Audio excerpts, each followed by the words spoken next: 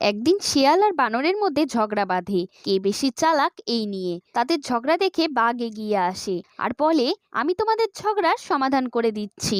তখন তারা দুজনেই বলে, ঠিক আছে, কি সমাধান বলো তাহলে বাঘ মামা। আমি জঙ্গলের একটি নির্জন জায়গায় দাঁড়িয়ে থাকবো, তোমাদের দুজনের মধ্যে যে আগে এসে আমার কাছে পৌঁছাবে সেই বেশি চালাক। তখন তারা দুজন বলে, ঠিক আছে, তাহলে তাই হোক। তখন সেখান থেকে জঙ্গলের দিকে চলে যায় বাঘ মামা। কিছুক্ষণ পরে বানর ও শিয়াল বলে, ঠিক আছে, চলো তবে এবার আমরা যাই। এই বলে বানর তো ছুটে যায়, কিন্তু শিয়াল পেছনে সেখানেই দাঁড়িয়ে থাকে আর বলে, যা বানর, তুই তো নিজেকে বেশি চালাক মনে করিস, বাঘ মামাকে কি মনে করেছিস?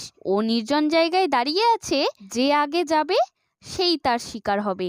তুই তো বেশি চালাক, যা তুই শিকার হ, আমি এখানেই দাঁড়িয়ে থাকবো। বন্ধুরা, এবার তোমরাই বলো কে বেশি চালাক। ভিডিওটি ভালো লাগলে অবশ্যই একটি লাইক ও চ্যানেলটিকে সাবস্ক্রাইবও করে নিবে।